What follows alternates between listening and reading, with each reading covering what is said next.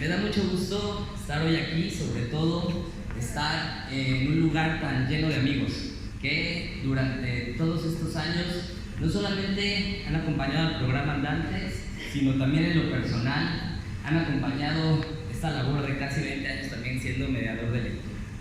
Voy a ir medio leyendo algunas cosas porque no quiero que se me pase algo importante en este día, pero quisiera iniciar diciendo que cuando uno hace constantemente algo, ¿no?, que incorpora como hábito, a veces es muy difícil rastrear el primer momento en que eso sucedió.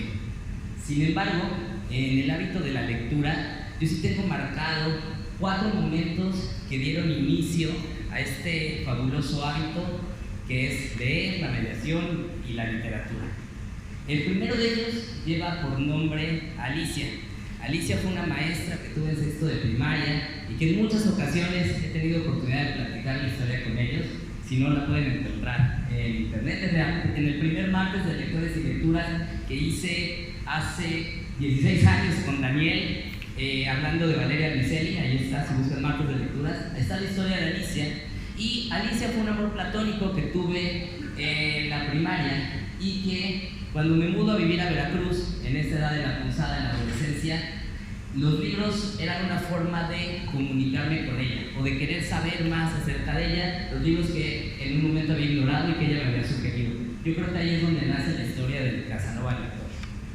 La segunda etapa ocurre en el año 2003, cuando en la Ciudad de México coincido con un puesto de periódicos en donde había una revista en la cual salía en la portada la guapísima Ana Claudia Talancón. Yo quedé enamorado de Ana Claudia Talancón, pero también me gustó esa revista, a la que mi tía me regaló la suscripción por un año para que llegara aquí a Veracruz, porque era difícil de conseguir. Yo creo que era el único que leía una revista de la Ciudad de México que hablaba de los lugares, pero allí empezaban a escribir 2 escritores que me llamaron mucho la atención. Uno de ellos fue Fabricio Mejía Madrid y otro de ellos Javier Velasco.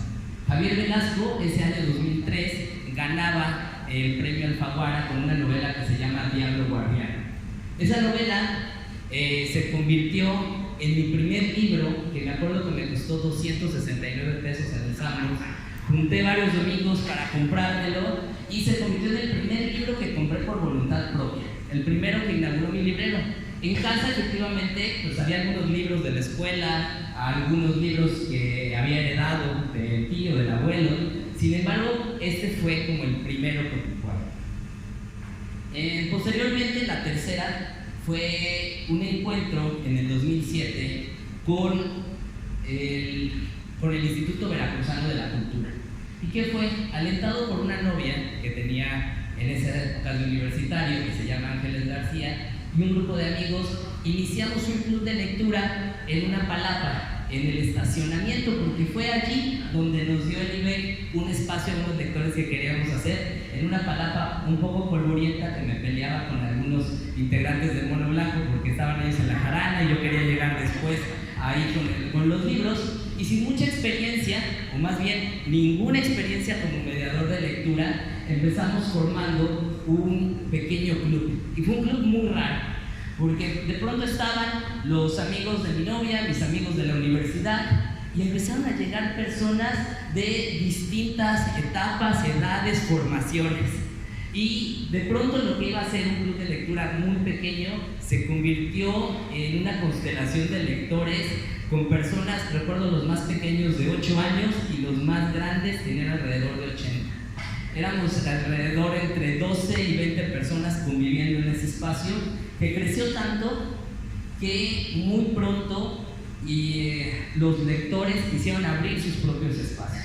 Y hablo de ese espacio de lectura porque muchos compañeros que hoy son grandes mediadores de lectura, como Yamina Palafox, que está aquí, como Yamil, como el propio Juan Eduardo, fueron mediadores que salieron de esa convocatoria y de ese espacio y de ese club de lectura. E inclusive, de broma, yo siempre digo mi archienemigo Juan Carlos Ocampo, que se apropia de ese club, pero ese club hace 20 años lo fundó un servidor, junto con muchos otros más que hicimos ese espacio, que fue un gran espacio de fomento a la lectura.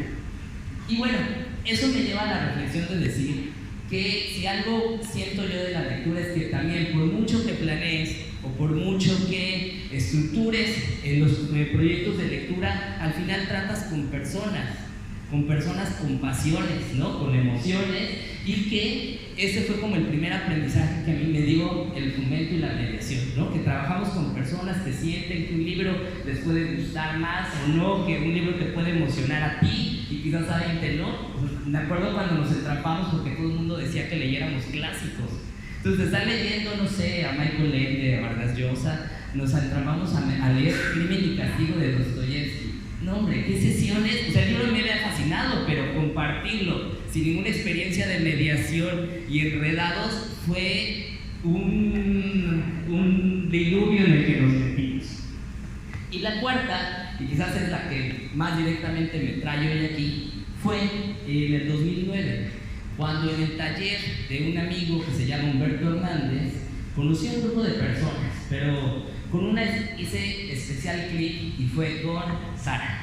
Conocí en el taller de Humberto Hernández, conocí a mi amiga Sara, a Sara Elena, y a partir de allí hubo un clic que de pronto nos convertimos en grandes amigos, que platicábamos mucho, que compartimos libros aunque nunca nos los devolvemos, que peleamos también, y que sobre todo empezamos a compartir libros de algo que era la mediación de lectura que empezaba.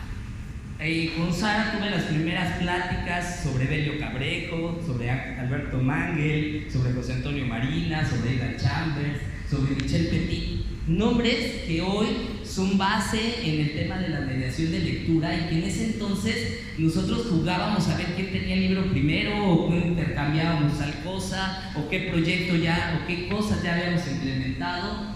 Y por supuesto, cuando el programa Salas de Lectura funcionaba, antes de que Paco Ignacio Taibo lo destruyera, a mi opinión personalísima, nos capacitamos y fuimos la primera generación que se graduó como mediadores, de tomar el módulo de mediación de lectura, el diplomado en asociación con la UAM Xochimilco, y que nos formamos como mediadores. No había otra cosa. O sea, había proyectos independientes, pero digamos que el oficial era ese, y qué lástima que el programa de lectura pues hoy se desintegre así, ¿no? Y que jueguen personajes a quitar.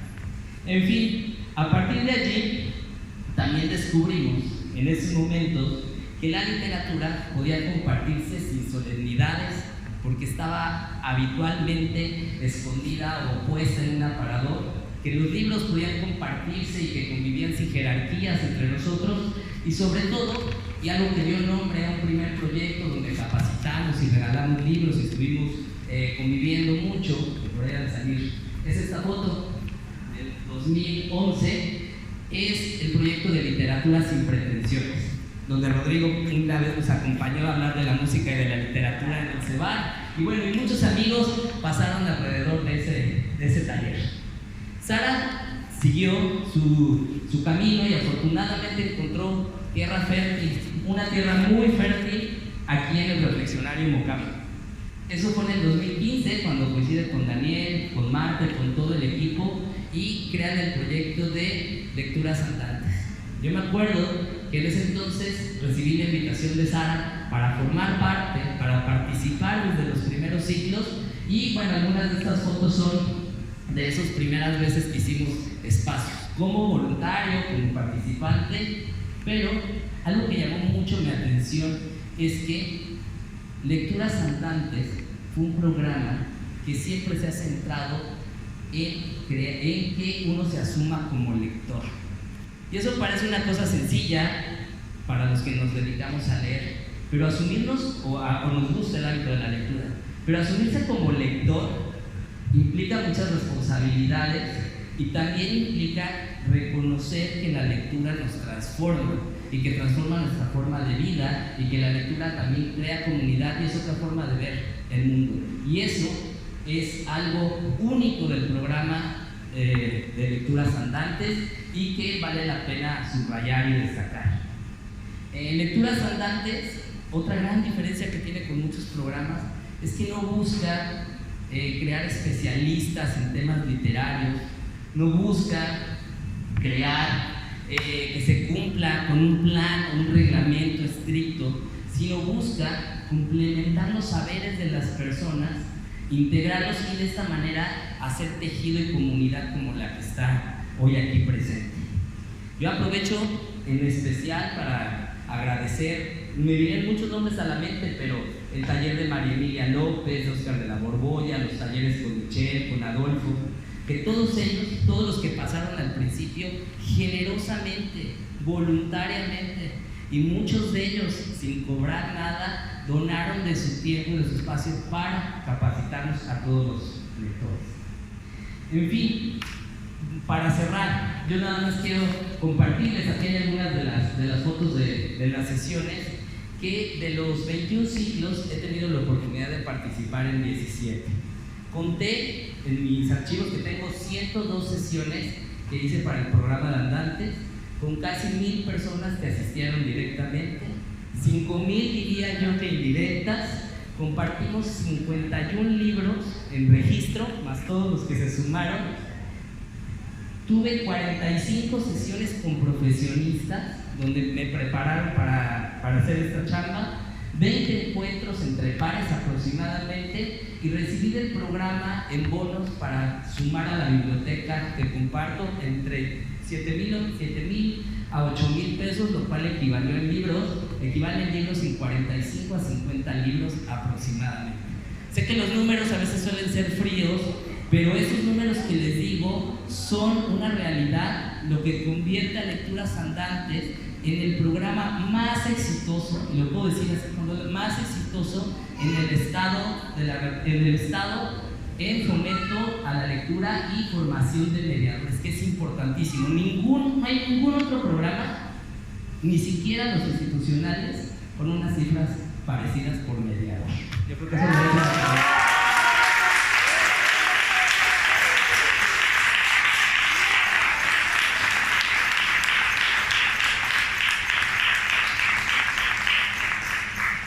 Lecturas Andantes me ha enseñado que una comunidad lectora no se construye con certezas, sino con confianza y con tiempo.